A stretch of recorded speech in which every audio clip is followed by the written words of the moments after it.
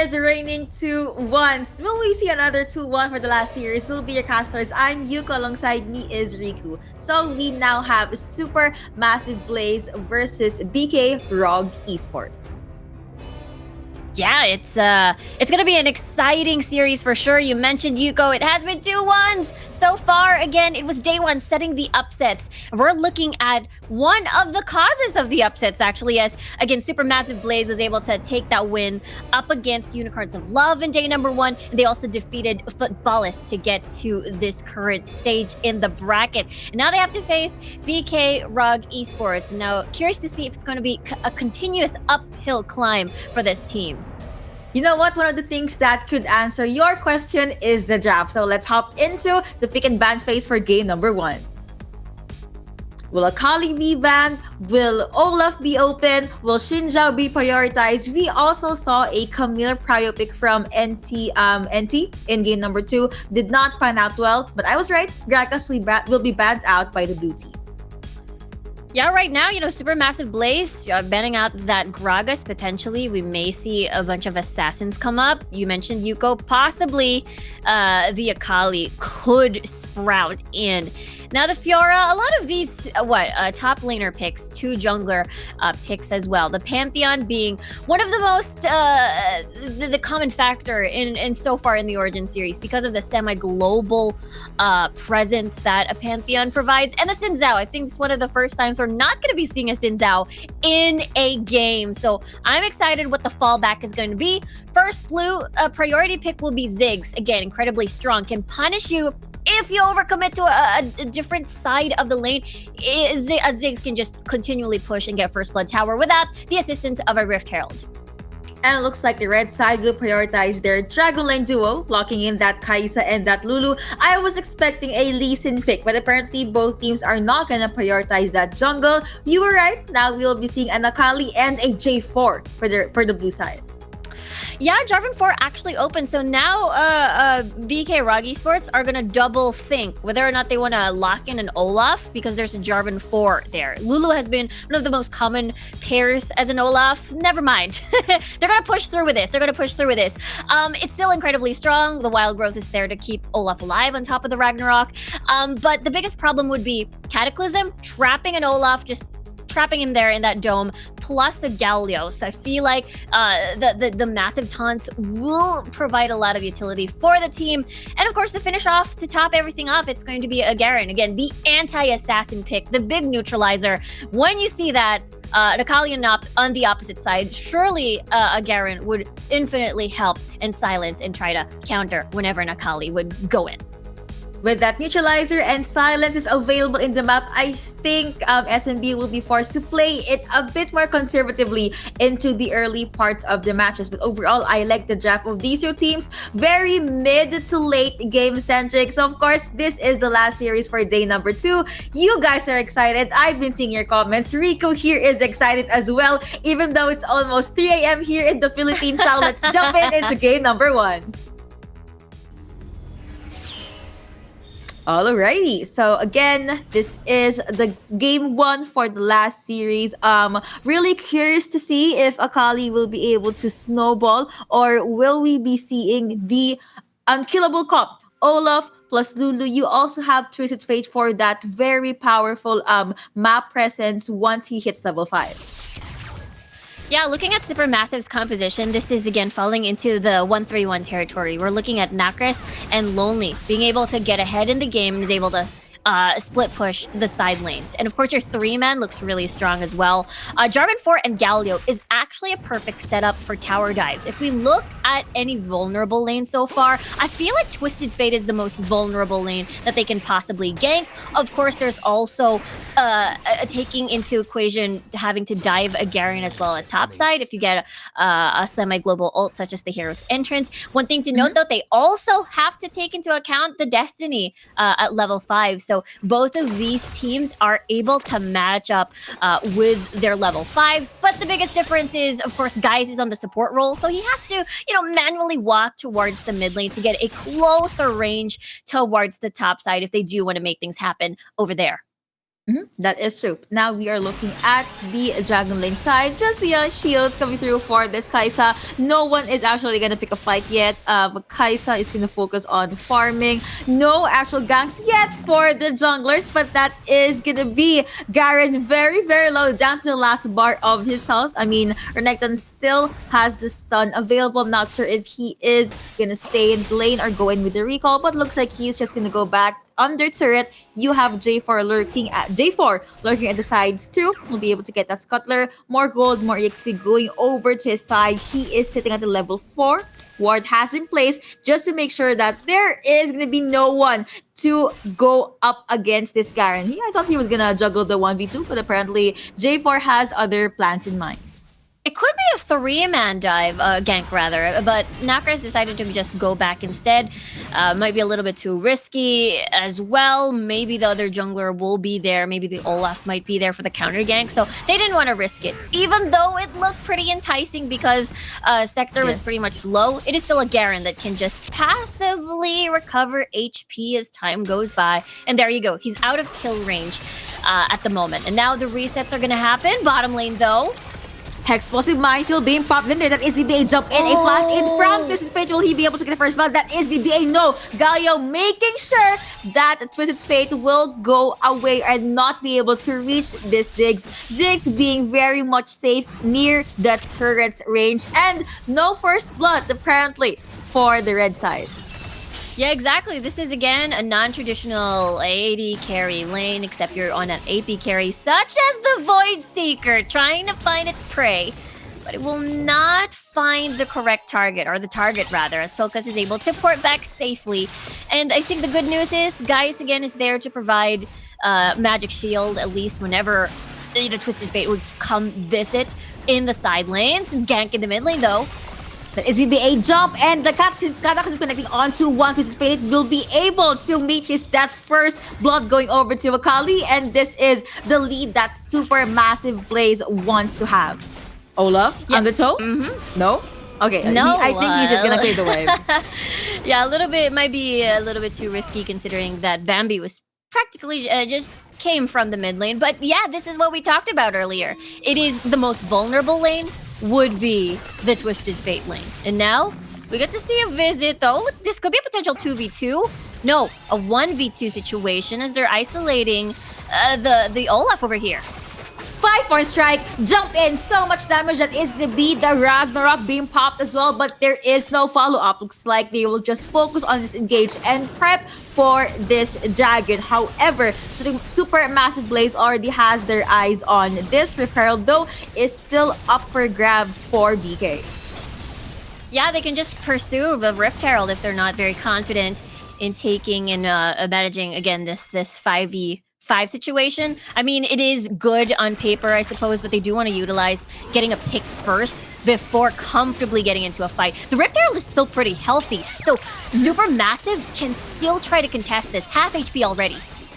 Chicken Flip is not gonna connect. Now the Rift Herald is down to the last, I was about to say 1.5 of its health, but it apparently just disappeared. Kaisa being able to scare the Rift Herald. Now you have Destiny being popped by Twisted Fate just to make sure that Ziggs will not be able to take down the turret. Now looking into the mid lane, you now have the Dragon Lane duo. Void Seeker still not gonna connect. 5-point strike plus that, of course, Twilight Child. But looking here at the Baron lane, Flag and Jug is gonna connect. Knockup after knockup. Garen jumping out, flashing out, still safe on the turret. They were not able to get the kill, but maybe they can get the turret. Here comes Kaisa. Here comes Lulu. Lulu does have the wild growth. Are they gonna go with the dive though? Looks like Supermassive will just jump out with a disengage. Yeah, they have no information where the rest are, so it is a good call to just back away, even though they have been after the Garen's life for a bit of time now. But I feel like that first kill in the mid lane really helped Nakras take a good hold of this mid lane. If Nakras has priority, that means what? The Twisted Fate is not able to use the Destiny as much as he can just because they don't have priority over the lane. So Nakras and Bambi doing a lot of work in the first 5 minutes of the game. Meanwhile, though, when we look at the composition of BKR, SMB, about that 1-3-1 setup. Akali and Lonely on the side lanes. Renekton, Akali. BKR, on the other hand, we're looking at potential side lane pressure with the Destiny, plus Olaf Wild Growth. And their late game scaling insurance would be this Kaisa. Therefore, the Wild Growth selected now on towards the Kaisa, but top side. Therefore, there is going to be another gank, another fight, but you have the 5% connecting onto Garen. Garen meeting his end, and BKR, they're going to try to jump in with the revenge kill. That is Dimitri's fate lurking at the sides, but I don't think he will be able to get the revenge kill. At the very least, he can try to clear the wave, and looking at Dragon Lane side, the crowd has been someone knocking off the knock. We have the killer instinct being popped by Kaisa, making sure that they'll be able to get some kills here and there. Heroes Engines being popped, Satchel being used as well. The crowd still focusing on the third. Bouncing bombs are going to be used at the CD box in. Kaisa being able to get one down. The toss are going to connect onto two, but Galio being able to flash out. He does not have enough damage. I don't think he'll be able to juggle that 1v3. Destiny being popped, though you have Renekton lurking aside, but Galio still being bursted down by Twisted Fate. I believe the first tower went down on towards SMB side at top after they did eliminate Garen. And now, though, they are able to get another tower in exchange, be able to open that map up and equalize. Let's take a look at the replay once more. They started with his 3-man dive up against Sector. He's all alone here. There's no escape. Even though he's a pretty tanky Garen, there's just a lot of damage on the board to try and deter. Maybe get an outplay and kill Bambi, perhaps. But First Blood Tower, I believe, went in favor of Supermassive Blaze over here as the Rift Herald was... there's a lot of wave clear happening here just because there's a Ziggs coming around. They did manage to buy a lot of time just to make sure to get the First Blood Tower. That Iketan Rain, though, really the perfect finisher, being able to secure a kill for Kaisa. And Galio was just fend to defend all alone. And the Infernal Drake will be up in 12 more seconds. Olaf will just go back to the base, get more items in. Void Seeker is connect onto J4. Supermassive Blaze, they already are positioning themselves for this Dragon Take, but BKR, of course, they have a few wards placed here and there. Explosive Minefield plus the Bouncing Bombs is right there. The stun only come through, as well as the Void Seeker, but Kaisa will not jump in just yet. This is going to be a possible Dragon Dance. Both teams looking for an opening. Deathrush being set up, but again, you have a lot of resources for SMB to jump it, to actually check in with those bushes. Now, BKR is going to take over to the mid lane, still holding their guard. I'm waiting for one good wild growth from Lulu, honestly. Could go over to Garen, maybe even Olaf or Kaisa. But my money is a bit more on Olaf. Yeah, the number one priority of wild growth will be on Olaf. And then when the late game comes, that's when it will shift towards more on the Kaisa, especially when the killer instinct activates. Are they sneaking this in? No, they are spotted by the Destiny. Destiny is going to be popping in there. The position has been exposed. We have the Infernal Bomb being thrown out. Oh no, but Blue Team was able to get the Infernal Dragon. Akali be able to get one kill. Lulu saying goodbye. Jump in and look at the damage being dished out by this Akali Rapids going over to them. Galio saying goodbye as well. Catering being popped out. You have the Cloud of the Meek being used by her next, and he's gonna try and juggle the 2v1. Unstoppable going over to Akali. Another 5-point strike. Make that a double kill. Dominating 9 minutes in. Red team being able to get that ace. Yeah, beautifully done by Supermassive Blaze here. They were able to get, more kills for Lonely and Nakras, who is just going to be a huge problem up against BKR. And on top of that, the finishing blow to get the tower down. No AD carry, no problem. They have a Ziggs. Let's take a look at that replay. Even though the Mega Inferno Bomb didn't get to hit anyone, the way that Tolkas was still pretty much very safe and sound. The hero's entrance was really used perfectly. And unfortunately, again, the Olaf couldn't find these opportunities. Once you're all clumped up together, that means you're in range of Geis' taunt. And I feel like that's what happened. You're in range of, again, Lonely just sapping a lot of health back after that, and Nakras just reigning supreme in the back line of BKR. But there comes another potential fight, but SMB just wants none of it. They're fine. They got 2 dragons on the board already, and they even have the gold lead. Flag and drag away. Now BKR, that needs to be Olaf. He doesn't have he is gonna use the Ragnarok right now. You have the Catalyst being popped right there. You have the Wild Growth being used as well. Akali, the backline still making sure that Lulu will not be able to shield anyone. That is the 5-point strike. Legendary. Legendary. In fact, you have the judgment being used by Garen, but it's not going to be enough. Silence, layers of CCs. Here comes Renekton jumping in. A shutdown on Akali. Garen saying goodbye. And that is going to be a 3-3 in favor of no one. Also, I have to correct myself. Earlier, it was the blue team that got the ace. Yeah, it was SMB that managed to get the ace, and I mean, I felt that though. Nacris really wanted blood. He wanted the Olaf's blood, but again, sometimes Olaf HP bars can be very deceiving. The more the low health he is, the more scary he gets. And Tolkas, he got caught out here. This is the basically the farming phase of SMB. They just wanted to clear the jungle, but take note that Nacris was there to clean up. He was basically legendary already. He's able to get a kill, the 2 kills off of that, but Shutdown Gold actually goes over to the Garen. So I don't think it's too much of a threat because it went towards the Garen. Now they're starting this Baron. There's this Twilight Shroud, but there's a little bit of vision there that BKR is able to take a sneak peek at what they're doing and scare them away.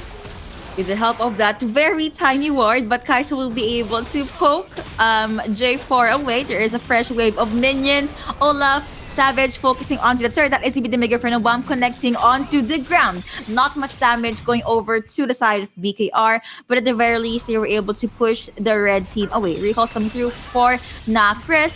Again, Minefield being laid out by this Ziggs. Garen going over to the Baron. He could try and take down the turret. Killer Instinct is available for Kai'Sa. She does not have the barrier though. So it's just back to the drawing board for these two teams. You definitely have to wait for that to arrive and still not, fully rely on the wild growth. Again, they do want to put that more on towards the Olaf once he just hammers in. 20 seconds on the clock for the next Dragon to spawn. SMB has 2 already. And of course, BKR still starving for these objectives so far. And again, this team, incredibly strong once they're together, especially the Lulu being... If they can get a pick, though, they have the potential to get a pick with the gold card Destiny. They're able to spot out any sneaky positioning from SMB as well with the information from TF's ult. We'll see, though, if they get a first pick here as they're very sneakily positioned. J4 being stunned, SMB Kaithan raining on top of now. You have the Catechism being popped, Brado connecting onto Olaf as well, but he is just so massive. Here's Entrance being popped, Destiny gonna be used here as well. Akali still being able to take Lulu down. Now you have Olaf saying goodbye. That is the Killer Instinct in from Kai'Sa. She is very much safe, but double kill being secured by J4. A jump in, a flash in, good satchel to make sure that TF will jump back whenever the gold card is gonna connect. Will he be able to survive? That is gonna be a yes, no, maybe, dash in, blast cone, and the TF still pretty much healthy. Do not come back. Looks like that is the blue team eyeing this Baron. Cards are gonna be dealt. Is he gonna try to win this 1v4? He is so low indeed. Taunts will connect, and it will be another ace going over to SMB, but he was able to get that double kill. Ziggs being bursted down. What an outplay. Oh dear, oh me, yeah, they were so low there. And that card was basically enough to tag Lonely and Tolkas for the credit kill. Not going to the Baron, but going to the Twisted Fate. And this not only stalls the Baron take, but it also, again, adds in a little bit more cash on the pocket of this Twisted Fate and gives more space for BKR to get this dragon, no problem. Dragon Jab, you're gonna have to go to steal, but apparently it was just too late. A quick dragon take for that team. It all started from here. It seemed like this was a fight that, BKR was ready to take. This is, again, with the Destiny pop. But again, the biggest problem was Nacris. He was bothering the backline so much that the backline of BKR just couldn't reposition. So the Kai'Sa was forced to Killer Instinct forward, but no one was there with them. And that is basically it. You get greeted by a taunt, you get greeted by the Renekton. Now let's take a look at this again. Look at Lonely Kid. He's soloing the Baron. He's soloing everything. They were tagged by the cards earlier on. Mm-hmm. The credit goes to the Twisted Fate. That is quite unfortunate. Imagine dying, but you still got the double kill. But that is again going back to Twisted Fate. That's the gold kill. card. right? It's gonna connect over to Akali, but Akali will just be able to get the honey fruit and disengage both for Savage as well as Twisted Fate. Here, the easy On. talk the onto one, the flag and drag, knock him after knock him, a jump in onto Akali. Perfect execution is now available, but she will be able to use that in the best way possible. Minefield will be laid out. Destiny already being popped. Gold card connecting onto Killer one. instinct. Cast the killer instinct her way in. Now you have to engage from the side of SMB. They are gonna try and separate BKR. Lulu saying goodbye. Now you have the Zonias being popped by Akali just to save her life. Here comes Galio. Hero's entrance in. Still though, they will be able to get that kill. Kaisa saying goodbye. You have the Damascene Justice be coming through for Garen, bursting Akali down. Mega Inferno bomb coming in, and the double kill going over to Renekton. It was a 4-1 in the favor of Super Massive Blaze. Yeah, look at Shikimori though. He's still alive. He is still alive. So SMB, okay, we're not gonna start the Baron. We've learned our lesson from the previous encounter. So we're just gonna opt for taking this tower down. Very easy. We have the Ziggs, and that creates more space, more gap between the base of BKR and towards the Baron, and they can try another day. Even also creating space for the next dragon, which is Infernal, the Air Infernal Drake. And wait, did I just say that? Air Infernal Drake? Air Elder Drake. But at this point, let's take a look at the replay. It's just the Death Brush. It's a Death Brush coming from SMB. They were able to basically scatter BKR in such an awkward position. The Lulu is gone, therefore the peel, the kit, the shields, the wild growth is basically gone. AD carry also isolated pretty much by both of these, Renekton and the Jarvan as well. So scattering BKR is the goal of SMB, and they do it so well with the Renekton and Akali being way ahead. Golden Guard connecting onto one. He does get stunned. Let's see if he will be able to survive. Here comes the other member of SMB. That SMB Dominus being popped by Renekton. And he is still alive. Mega Inferno bomb being thrown out. Will it take anyone? Apparently no, but GA from J4 already popped. Destiny is going to be used as well. Now BKR, they invested a lot of time, a lot of ultimates for that skirmish, but sadly the trades were not there. Now they have to play this one out safely, because anytime soon SMB could try and go with the re-engage. We're gonna secure that buff. Baron's still pretty much alive, but no one is getting it just yet. Also, can I just say that I kind of feel bad for Lulu in this game, because she is always the targeted champion. Akali, Ziggs, they just want to take down this shielder from BKR. Yeah, I feel like it's the best target because it's a two birds in one stone kind of thing. You kill Victor, you're forcing the wild growth you're basically forcing the Lulu to self wild growth. Therefore, that key ult will not be available for the Olaf and as well as the Kaisa, most especially as the game is starting to go long.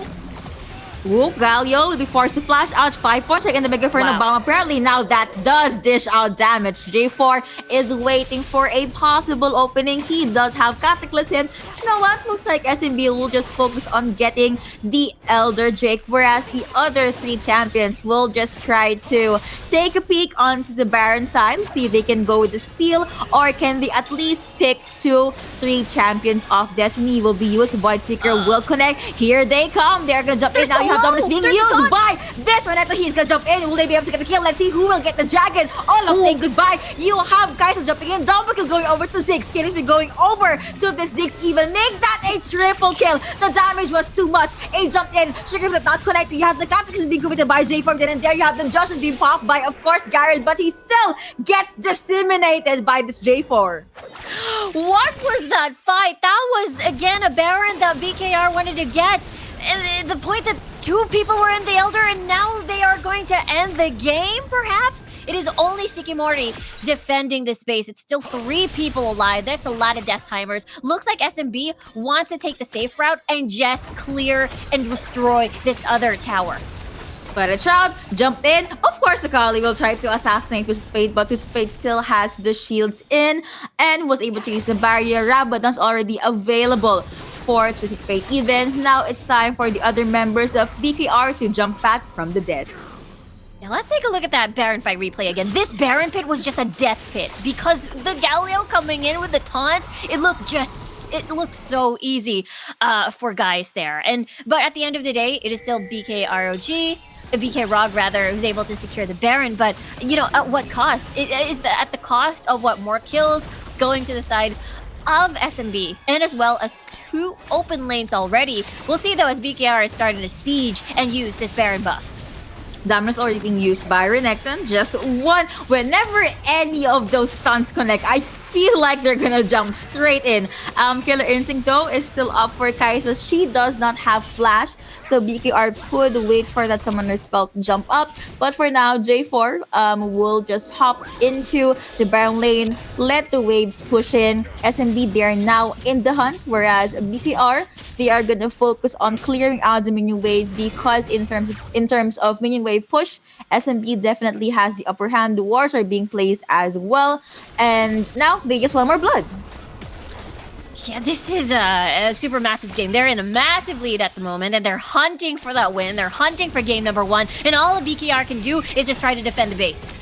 Making friend bombing turn as well. Now you have a J4 getting, or at least eating, that gold card. Now you have the Judgment Silence are gonna come through. You have the Catalyst and B pop as well. Heroes End is gonna connect onto one or two champions being knocked up. You have Twisted Fate throwing out cards, but SMB will be able to deal with the cards that Twisted Fate did dealt. Now you have Garen very, very low. Age of Fate hop in even, but no one is still dying. Destiny is gonna be used. Here comes Zigzag in the sides, but of course Bambi J4 did try to go with the sneaky play there, but BKR still spotted him out. Now SMB will just retreat. Yeah, the nexus of BKR is pretty much very low. There's 20% HP left already, and SMB is just very happy to leave that behind as we get to see the nexus slowly growing back once more. I believe SMB just wants to wait for the next Baron to spawn. This is their potentially final blow for BKR. Could they have a possibility to perhaps get a steal and then slow the pace once more? The base is completely open though, so one fight will be able to this game will be able to finish with SMB, of course, in the lead. But we'll see how BKR decides to prolong this one. I'm already looking for teleports, but I don't see much from the side of SMB. Olaf, though, at the front line, Ragnar will be popped. 1v1. He does have his eyes on the damage here. Double kill going over to the blue team. Lucas saying goodbye. Ensemble going over to J4, but the live boys are Lonely just being eliminated by the blue team. But you know what? They forgot about Renekton while there was a fight. Renekton was just focused on the goal, focused on the Nexus, and even though they tried to defend that, it was just too late. Yeah, it was, unfortunately just a Garen that will not be able to match up a Renekton who is able to get early game kills. And at that point, just basically focus on the Nexus. You had maybe Dominus activated. You had a bunch of other like Sterax, perhaps, maybe Death Dance in your inventory. So you were pretty confident to keep soaking out all of those damage from the measly Garen, unfortunately, in this case. But yeah, what a finish and what a statement from Supermassive Blaze. And imagine, defeating Unicorns of Love, but Ballast in the bracket, and it's looking like an uphill climb for them for sure. Will this be the first 2-0 series of day number 2? I don't know, but for now, I believe you have a clip for us, Riku. This is I believe this is one of the fights that we saw in the dragon pit here, and this is one of the fights where pretty much SMB ready to go. Bambi super low already, so he decides to back away. I gotta hand it to Nacris though. So Nacris was very patient. He just decided, okay, I'm going in. The backline is pretty much bothered. Look at the burst from this guy, and therefore, even though there's a follow-up from BKR, there is no the engage is there, but there's no follow-up because Nacris was pretty much busy bothering the backline, and it was just such a perfect formula. There's also a killer instinct happening here, but again, the frontliners are pretty much gone, so it's so much easy for SMB to just pour all their resources on the Kai'Sa and just eliminate. Double kill for Bambi over here on this Jarvan, and unfortunately it's just Shikimori who's left, and it's basically just cleanup duty for the rest of SMB in this fight. Can I just say that after that, there was the highlighted double kill that went over to Twisted Fate in the Baron pit. But yeah, it was just a Yes, I see what you did there. The cute smiley in the side. That was adorable. I always have Yeah, to do that. I feel like, it's like me greeting, like, have a nice day. that's After a true. kill, I Right, guess. right after you put in the analysis and everyone basically dying in the skirmish. But yes, yeah. Jumping back into that, it was definitely just a Supermassive Blaze's game to play. So now I'm looking forward to seeing what kind of adjustments will BK do. So without further ado, let's hop into game number 2.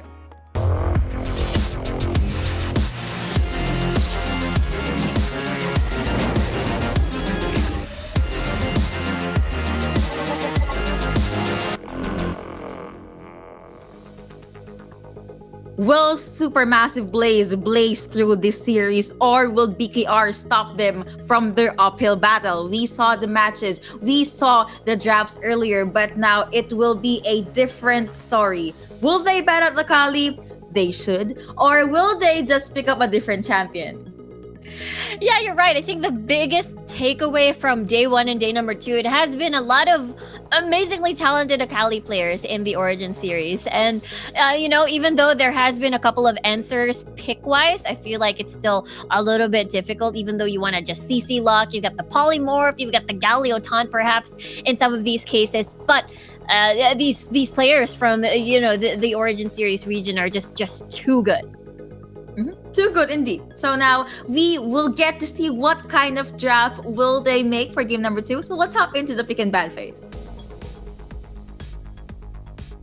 Okay, if I have not emphasized it enough, I'm gonna say it again. Ban Akali. But I guess we could be seeing another Olaf pick if they want to keep that up. Camille will be the first ban for the side of BKR. They do not want the Hex Ultimatum, Hulk Shots, and of course the Tactical Sweeps. Ziggs will be banned out by SMB. No more Mega Inferno Bombs. No more Satchel Charge. No more Quick Turret Takedown. Yeah, and just as you mentioned, Yuko, as well, no Akali over here. So we'll see what BKR decides or SMB decides to surround their 1-3-1 strat, if you will. I mean, we saw the Xin Zhao before and a Riven combo as well. So Renekton plus something. And so far, they've been taking them out. No Camille, no Akali, no Xin Zhao, no Fiora. So the 1-3-1 that we usually see time and time again is not going to be available. But BKR, though, semi-global ults on the board. Twisted Fate is still open. They still have the Galio as well. So SMB has a choice to either get both support Galio and Twisted Fate mid lane, then a Kai'Sa. Now, what is going to be the response for BKR as they're, again, pressured to take either the mid lane? No, they're going to take a Varus. Alright, so you have a Varus safe at the backlines, but my problem here is we saw Kai'Sa with the Killer Instinct. I was about to say they could pick up Nami just to stop anyone that will try to penetrate the backlines, and now we have a tidal wave in our hands, which goes well with Pantheon's ultimate. Yeah, imagine the Grand Starfall as well, and a lot of single target stuns, I believe. So you've got the Chain of Corruptions, and as well as the Bubble, and as well as the stun. So you can just layer all these CCs, and this is going to be a perfect formula for a pick comp.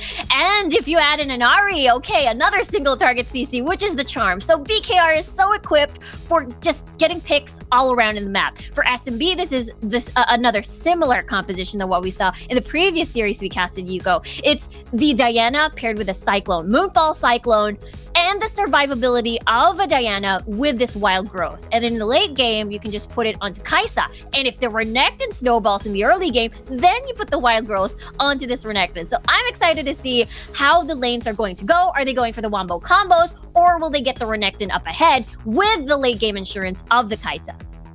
Definitely, I am very much excited as well. So you know what? Let's just hop in there to game number 2. Let's not prolong this. Okay, again, this is game number 2. One of the things I want to highlight though is the fact that you mentioned this, BKR, they're all about that single target CC, a handful of AoE ultimates. But now with Nacres on this, Diana will just jump in, cast the ultimate, get everyone in the perfect positioning, and then Wukong could just knock them up. 2 knockouts, by the way. You have the Wild Growth as well as the Cyclone, and most likely Renekton will be in charge of cleanup duty. Yeah, Renekton is, expected again to just rise to the occasion, maybe get early game kills. Level 3 is incredibly strong for SMB. Or rather, BKR has a incredibly strong level 3. You pair that Ari and then as well as with a Pantheon, easy stun, followed it up with a charm, or vice versa, then you get an easy kill. In the meantime, though, for this matchup at top side, usually if a Renekton survives level 1 onto level 3, it's usually good to go up against the Garen. And so far, so good for Lonely. And I feel like we'll see if whether or not the Pantheon will be able to try and relieve pressure and punish Lonely's aggression at top. Baron laners did not pick up Ignite as well, so both of them got Flash and then Barrier for the survivability. But now jumping back into the mid lane, you just have the usual pulls here and there from Ari, but apparently no charms are being sent out just yet. Orbs are being thrown out though. Looking now at the Dragon lane side, you have the usual pokes and aggression that the Nami Varus combo has.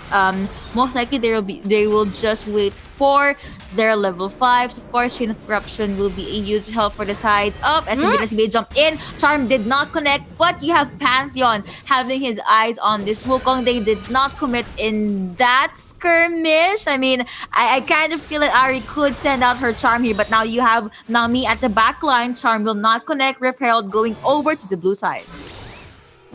Yeah, that's again, the charm is a very it basically kind of determines how the fight could potentially go. You wanted to chain the charm to the stun or charm the stun since that's easier. Okay, No mana? Ari, that was too much for her to bear. At the very least, there is a honey fruit available. Now you have 3 champions at the Dragon lane side. Kaisa could not join that. Could result over to her death. And now recalls are gonna come through. And as you said, Renekton looks like he was able to survive the early game. He is now sitting at the level 4. Could now try and challenge this Garen. But looking again at the Dragon lane, just a few pokes here and there coming through from Varus. We also have the piercing arrow that will be casted later on. They just want to focus on clearing out the minion wave. Diana jumping out with the recalls as well. Let's see what will she build into the latter parts of the game.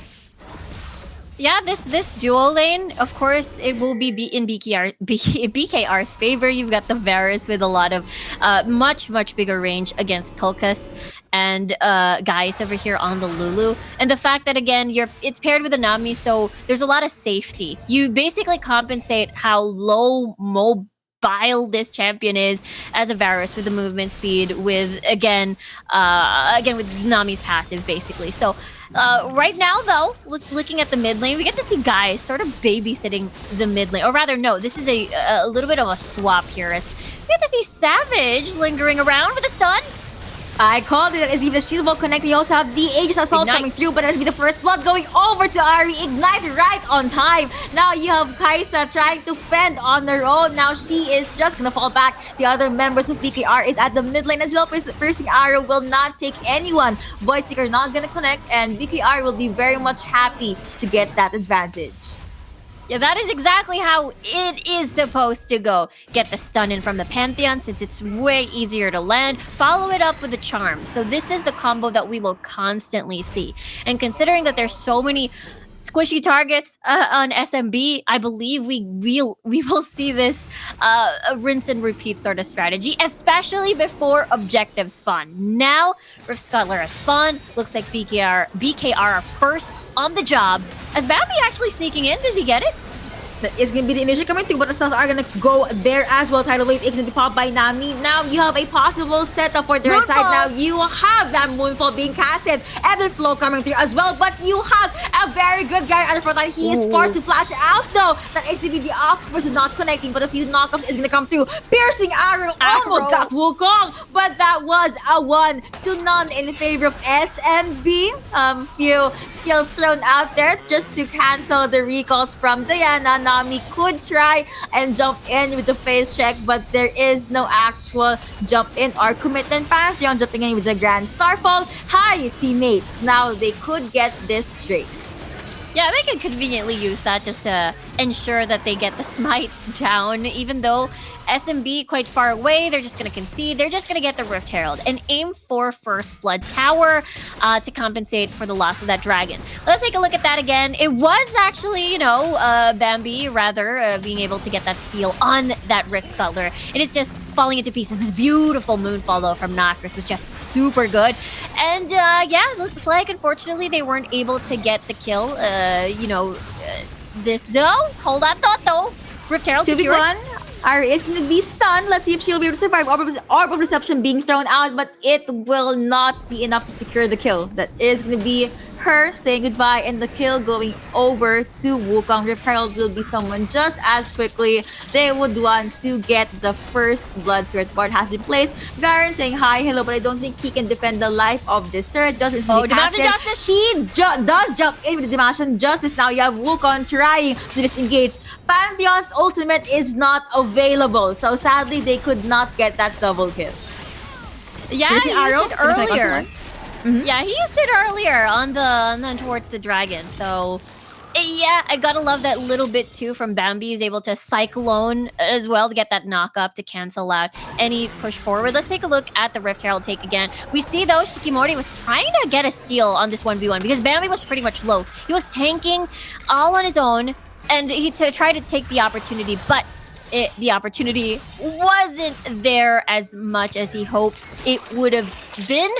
And now, though, with the setups now, it is 6 minutes into the game. 3K gold lead in favor of SMB so far. Again, they're doing a really good job layering their CCs, picking the fights that they wanted to do. Ooh, stuns are gonna come through. That will be able to be used as well, but there is no follow-up. Kaisa will be very much safe. Now you have Lulu lurking at the sides. Wukong just jumping back into the base. Killer Instinct is still available, like Gator Rain being sent out, but by Kaisa, shield still being thrown out by Lulu. Piercing arrow. Whew. That kind of hurts onto the ADC, but there is no kill just yet. Look at the Baron lane side though. The usual Baron laners, just a few love taps here and there. Now Diana will try and get this buff. Again, the Dragon Lane duo just holding their ground into the mid lane, whereas the other two, Nami as well as Varus, will just jump back into base. Yeah, even getting that first item Cyril does, and as well as just trying to stack a tier in. So a little bit more on that utility, making sure that the piercing arrows and everything else will just get more stuns on the board, I suppose. It makes it easier to, land more piercing arrows, land bubbles perhaps, and land more charms for Shikimori. And with this though, for SMB, again, it's all about layering these CCs. They have to fight as a 4-man, leaving Lonely on his own, split pushing towards the side lanes. Because again, all he has to do is pretty much deal with, with this Garen, which is not exactly a threat for him at the moment. But it's something that he should take into consideration is the Grand Starfall, where Savage can basically come from out of nowhere. But now we get to see the 1v1-ish start at top side, and we'll see as 27 seconds on the clock till Ocean Drake is going to spawn. We'll see how the teams supply vision as well as they prepare for that objective take. Quick face check with the piercing arrow there, just to make sure that no one from SMB will rotate over to the dragon side. But now you have Lulu will try to press to save and just give help to Wukong. Their piercing arrow still gonna be locked. Now you have the Grand Starfall. Here comes Pantheon jumping in, but now you have the Wild Growth being committed onto Wukong. Wukong being A-okay in that small skirmish. No one is still dying, but BKR, they thought, hey, why not try to go to Death Rush? But you know what? Let's just go get that kill already. Wukong being able to jump out with the clone. Charm is not gonna connect, but remember, Lonely is lurking at the sides. He still has dominance, and now BKR looks like they would want to get first dibs on this dragon. Yeah, there's no Cyclone available anymore, no Wild Growth. So these are two important ultimates that SMB would love to have in this dragon fight.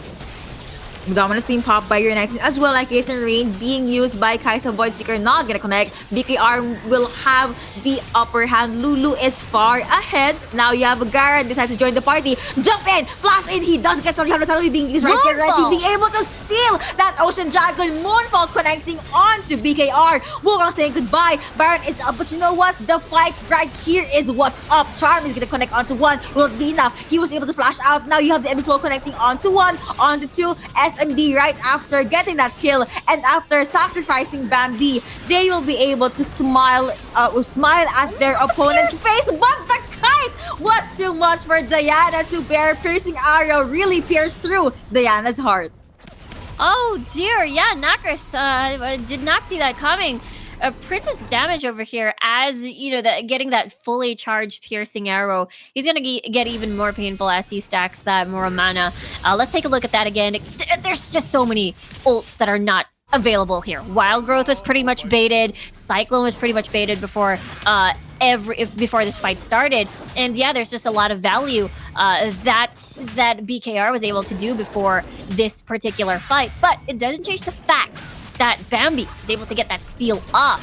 And a good thing, you know, SMB decided, okay, we got the dragon, let's just skedaddle out of here, as we already achieved our mission. 3-2 on the scoreboard. Stable 3k goal lead is still in favor of SMB, but it just goes to show how quick BKR is to their feet. They're still able to match at least the aggression and the rotation from SMB. But now Baron still untouched by either of the teams. Now Ari is alone on the Dragon Lane side. Varus still ramping up damage. This is the late game insurance for BKR side. The Grand Starfall being used. That SDB next and being boxed in. Still gonna get stunned. Will you be able to survive? I do not think so. I mean, you also ate Garen's sword, so that SDB justice served for their side. Baron, though, already being started by the other members of SMB. Piercing arrow would be enough. Now you have the chain of corruption. That wave is gonna connect onto two. Jump out, flash out. That SDB, the Moonfall connecting onto one, but Diana still saying goodbye. The sacrificial lamb just so SMD will be able to disengage. Void Seeker connecting onto one. Are they gonna re-engage? Guys on the front line. Piercing arrow not gonna connect, but Nami being bursted down by the ADC. I bet BKR did not expect that killer instinct coming in, but SMB had the numbers advantage, so it was SMB really wanting to take advantage of that scenario. They do get the Baron to boot as well, so this is going to be very scary. Let's take a look at that dive once more. So once the SMB realized, okay, there's 3 people over here just wanted to kill Lonely and investing so much resources, this is the time for SMB to just secure the Baron and just be done with it. And that's exactly what happened. We saw there an attempt with the tidal wave as well, but it was Nakris just being the sacrificial lamb with that Moonfall, and of course the Baron empowered recall makes it really hard for BKR to keep punishing for more. They actually are the one that got punished for trying to chase down SMB. That is going to be a lot of Baron buff minions into the Baron lane, and Wukong just looking at the sides. And now you have the 1-3-1 setup from SMB, just so they can jump in with the siege. The turret will be taken down. Diana is alone on the Dragon Lane side. Wukong does have GA. Here you have Pantheon, does get knocked up. That is going to be the Cyclone being used by Bambi just to make sure that he will be safe. Flash is not available for him. Looks like he's just gonna try and be a distraction for Garen here. Clone is being sent out. Baron buff minion still pretty much alive. That is gonna be a lot of damage being taken by Savage, not Garen. But now the mid lane though, the outer turret says goodbye. Infernal Drake is now up. SMB, this is their next juicy target. Yeah, for sure. They've practically scared off the jungler already away from this Infernal Drake. So they forced Savage to just walk back home. But this is going to be the resets instead. Looking at the vision down, though, SMB has that on the bag. There's still a lot in the deeper parts of BKR's jungle. But look at this, though. It's going down really fast. Can SMB chase it? Lulu actually gets charmed, but it has been sent out by Nami. Now you have the jump in, the cyclone being used by looking it again. Now you have the blue side being healthy, but you know what? Someone gets sent on the side. Kaisa being caught out, a lot of damage being taken. Charm is not gonna connect. The Moonfall is not available, so now SMB they are forced to jump back. Let's retreat, but you know what? BKR is not letting them retreat. Here comes the re-engage. Stuns coming through, but you have the knockup after knockup. Will it be enough? Wukong still has GA, still pretty healthy. Kaisa jumping in. IK and Rain hurts a lot. Ari saying Killer goodbye. instinct? And he does use Killer Instinct jump in. On top of that, he was able to pop in with the Zonias. Kaisa still pretty much alive, but Varus with a cleanup. The Prince! piercing arrow was too much. Wukong will just fall back. Joshua being used. Clone being sent out again. Kaisa saying goodbye. It will be a 1-1. Okay, 1-1 in favor of no one, but SMB very, very low. You know, Cyrilus has a lot of value there. It's kind of like you're having an Ashe on your team with the arrows with the slow, but it looks like the fight's still not over. Yep, Wildwood has been casted in there, but you have the teleports coming through from the side of SMB. Now here comes your engage. You have the Proto Bed being used, a jump in. Dominus being popped. Moonfall connecting onto one. You have a Garen saying goodbye. Renekton being able to get one. The Varus, the main damage dealer, already says goodbye. The Octopus is connected onto one, but here comes Clone of the Meek as well as the Slice and Dice. Panther saying goodbye. Ari is just going to try and play this one out safely under turret, but I don't think she can win the 1v4. She can try and win a pickoff though, but looking at the life bars, or at least the members from BKR, there is 4 champions down. This could be a free Infernal Drake for SMB. Yeah, this is SMB's game for sure. Let's take a look at that fight once more, because this was okay. BK Rog pretty confident. People are in SMB are pretty much in the base, but of course, buying teleport, double teleports come in. The collapse is there. BKR wasn't able to get that reset. They were low on resources, no mana, no health, no whatsoever, no ult.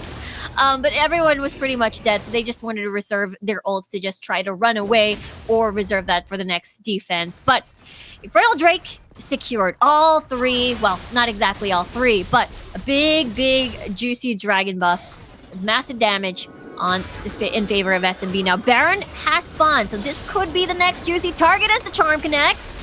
This could be. You also have the stuns connecting, but now Wukong, I mean, Bambi will be able to survive that one. Almost barely being able to survive that one. Piercing arrow really hurts a lot. So obviously Varus is now a threat into the late game. It's almost 18 minutes anyway. I mean, look at the items that this guy has. But now I thought they were gonna try and pick someone off. Lulu being able to eat that piercing arrow. That's the last 4-5 bars of her health. Baron is still up. I'm not sure if SMB will try and get this charm. Actually did not reach Kaisa. That was too close for comfort. But now you have Renekton being this. Okay, now he was going to be a distraction to, a sacrificial lamb. But Garen will be using his teleport there at the Baron side. They do have a ward there. But SMB, they don't want to risk it. They do not want to pull the trigger just yet. Maybe they're waiting for Renekton.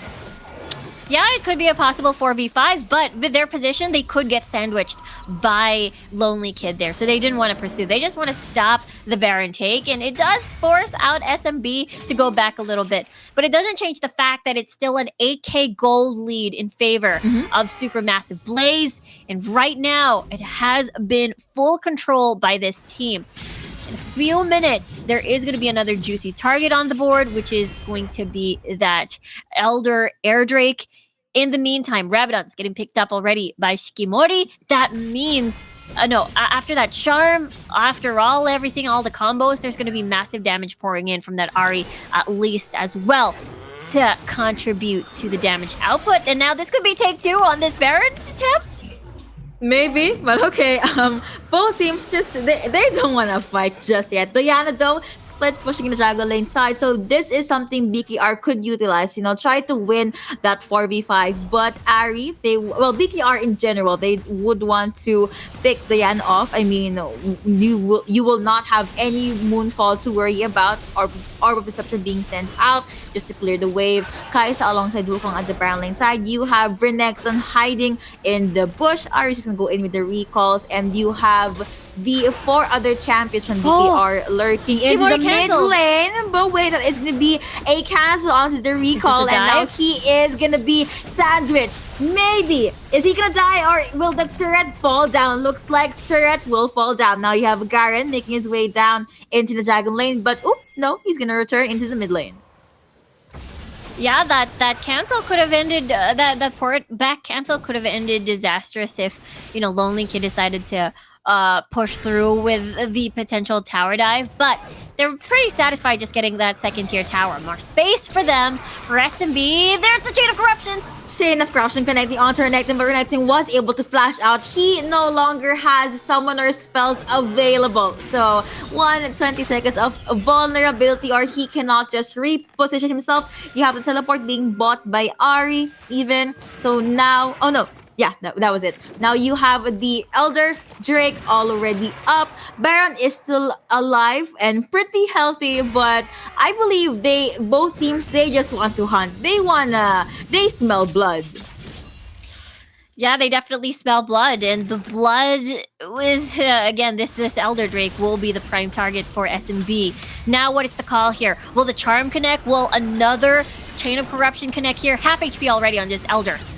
Separating teams from each other. The tidal wave is going to connect onto two, but you have the octopus connecting onto one. Knockabout or Knockwalker has been used. Varus, the first one to get taken down. Double kill going over to Kaisa. Now he's saying goodbye. He's being boxed in. Gar saying goodbye as well. That is going to be the jump in. Plus that burst coming in from Diana. Now you have the teleport. Hi, hello, how are you? But Ari is already gone. A shutdown on Kaisa, but it's still an ace going over to the side in favor rather of SMB. Now teleports are gonna come through. They would just want to end the series ASAP. Wukong, that was too close for comfort. GA being popped, and we end the series with a 2-0. It is a 2-0, a dominating 2-0 coming from Supermassive Blaze. They are going ablazing over here. Again, defeating Unicorns of Love in the upper bracket, next Footballist, and now BKR Esports. And it's looking to be just a straight trajectory to the finish line, and excited to see, because they've had a really, really impressive performance in this series. They did. So like what we said, there is no other way but up. So that was a very beautiful game number 2. Let's take a look at the highlights for that game. Yeah, that was a pretty explosive game. There were a lot of fights, especially during the objective fights, and a bunch of steals here and there. This is just one of those instances where Chain of Corruptions was used a little bit more defensively. Usually you want to use that offensively, get a pick here and there before the dragon starts. But unfortunately, BKR didn't get to find those chances, and SMB were just pretty much happy fighting these 5v5s. I feel like on top of that, they were just not able to protect Varus as much, but I can't blame them as well because by the late game, this lineup from SMB, it just screams power. On top of that, if you notice, Lulu was barely touched. You have a lot of AoE CC to get through or withstand before you could even touch the backline where the damage dealers are. There are a lot of good tidal waves though from the side from Nami. Sadly, there is just not much follow-up and a lot of sustain really from the side of SMB, and they just steamrolled into that game.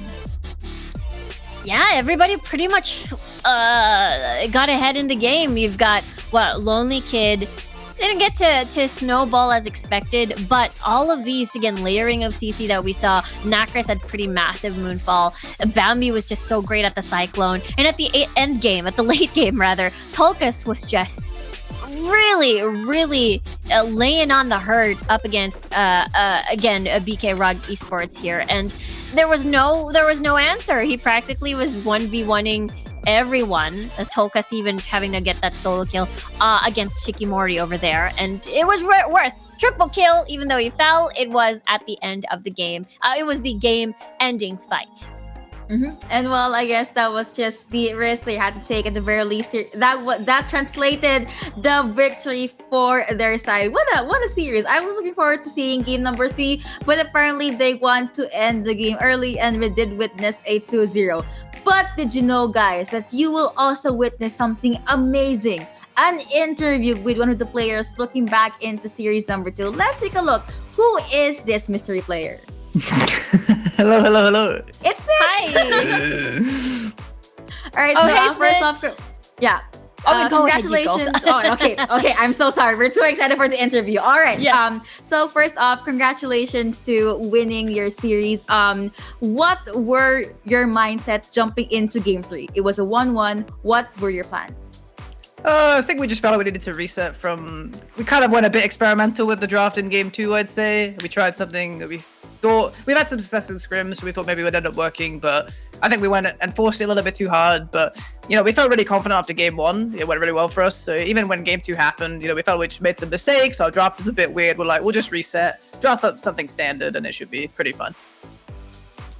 Getting that confidence back when it came to game number 3. And speaking of confidence, I know day 1 and especially day 2, there were a couple of upsets here and there. Did it, affect you guys as a team? Did it shake your confidence coming into the, following days, especially at the 3rd and 4th? No, I think we felt pretty confident the whole way through. I mean, it's difficult, I think, when you're coming in as the team that is like the previous winners. I think it's a lot harder to kind of maintain that, that first place position, right? Everyone else is like, all they're focusing on is beating you and practicing to beat you and looking at all your strategies and your drafts and all this. So it's a lot harder for us because we have to be more innovative all the time and constantly be evolving to keep ahead. So I guess there is that aspect, but overall, we still practice a lot. We're always coming up with new ideas. So I think we just still feel really confident, even with the different matters from last month. Mm-hmm. So we talked about the tactics and everything else. So last question before we hop into your shoutouts. Where did you get your IG in? It's actually... it's like a weird mix of like I've had it like 15 years now, I think, honestly. But it's like a weird mix of like there's a really old like PlayStation game called Time Splitters 2. I don't know if anyone would know this, but there was a character in this game and he's called like Marco the Snitch. And my 10-year-old brain was like, that sounds really cool. So I ended up copying that as like my username, and then it just kind of evolved from there. And now I'm like in too deep, I'm kind of like, it's a bit of a weird name. Maybe I should change it. But I've had it for like, like I say, like 15 years. So at this point, it's kind of hard to give it up, and I'm just kind of stuck with it, I think. That's adorable. So yeah, do you have any special shout outs or messages to your team, family, friends, and supporters out there? Oh, I mean, huge shout out to my team. We all played great today, especially to Mozilla. He's been working with us because he's kind of like a coaching figure, and he's been really great. Really helped us out a lot. Definitely appreciate his efforts. Shout out to all of our fans who are supporting us. We see all the messages in chat, even the ones that are like flaming Leon for feeding on Lee Sin, or, saying we should never pick Doom Camille because he's bad mechanically. We take it all in stride, and, we're constantly working to get better. And we hope we're able to do well in the rest of the tournament and the live finals next month. Yep. Thank you so much for showing us amazing games. Looking forward to seeing more of you. Thank you for taking some time into this interview, and we will see you in the next few days. Thank you. Thank you. That was a very good interview. I mean, you could see the confidence that this guy has, right? Yeah, definitely. Again, they're the team to beat. When we look at the content interviews, a lot of the teams just mentioned, no team, no talent. They're a pretty all-star squad. Every single lane individually are very, very solid and very strong. And yeah, same as you, Yuko. Very excited to see more of this team in the upcoming days. Mm-hmm. But for now, we just finished all of the series. Let's take a look at the highlights for the entirety of Origin Series Day number 2. It's been a wild ride again. For day 1, it was the setup. It was the stage of the upsets, and I feel like it continued. There were, especially the first series we had for the day, it was just a lot of these teams very, very hungry for the kills. And gotta say, GK again with this pick composition with the Ashe, Xin Zhao, the 1-3-1 setup. I love it. This is something that has taken them, has given them victory, has earned them victory, and I'm looking forward to see what other compositions that they would so desire to like play, or they're keeping in their pockets, especially as the days go by. Man, and we only ever saw one Senna pick for the day, and apparently that I believe it was a win, to be fair, but did not see much of that Senna afterwards. And overall, though, I would just like to say the teams really improve a lot, and the fact that they get to play around the meta despite the patches, despite the nerfs, and even the buffs, they always just seem to have this solid plan in mind. And I actually like the Kha'Zix pick up here. Really worked well for the team. That triple kill really made things happen for his team. Yeah, just getting the Kha'Zix balloon up, having to see, these assassin junglers shine in the Origin series as well. So I really like the variety that we're seeing right now. We've got pick comps, we've got assassin comps, we've got the classic 5v5s as well with the 131. Akali has been really shining in these games, just bothering and creating chaos in the backline, and it's just really a struggle for compositions that fight from front to back. And I would like to address the elephant in the room. I mean, when Riku and I cast together, we usually highlight this.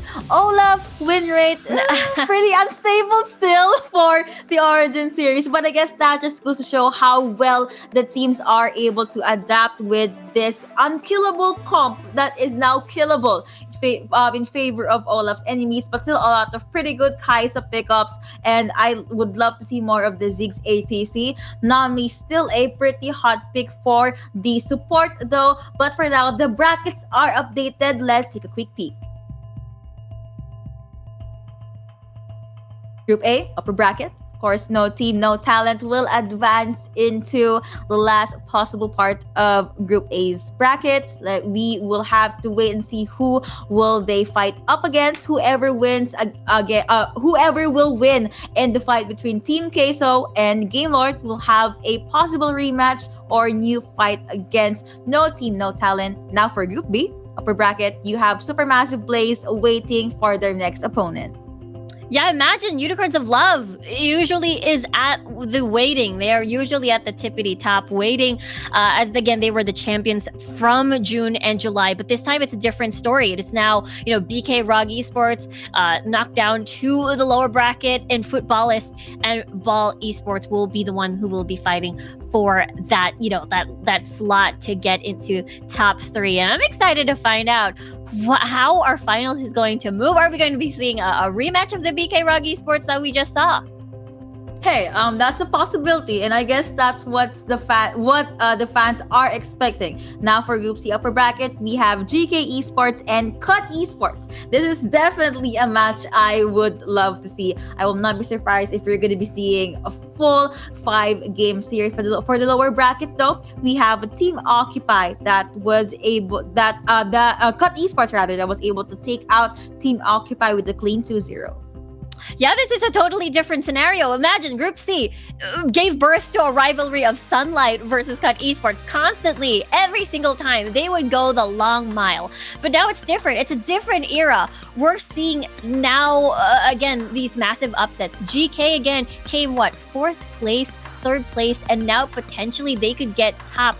They are, top 2 and now could potentially get 1st place. So I'm excited to see that rematch between Cut Esports. I am too. And can I just say that I've been shoutcasting for the Origin series way back in June, and the storyline that we're able to see, not just us casters and the prod and the players, but also to the audience, it just shapes up well the What If community here in EU as a whole. So we will be seeing more of that tomorrow for day 3, because it will be the end for the day number 2. We have been your casters. I'm Yuko alongside Miss Riku. Do not forget to mark your calendars, set your alarms, follow us on our socials, and we will see you tomorrow.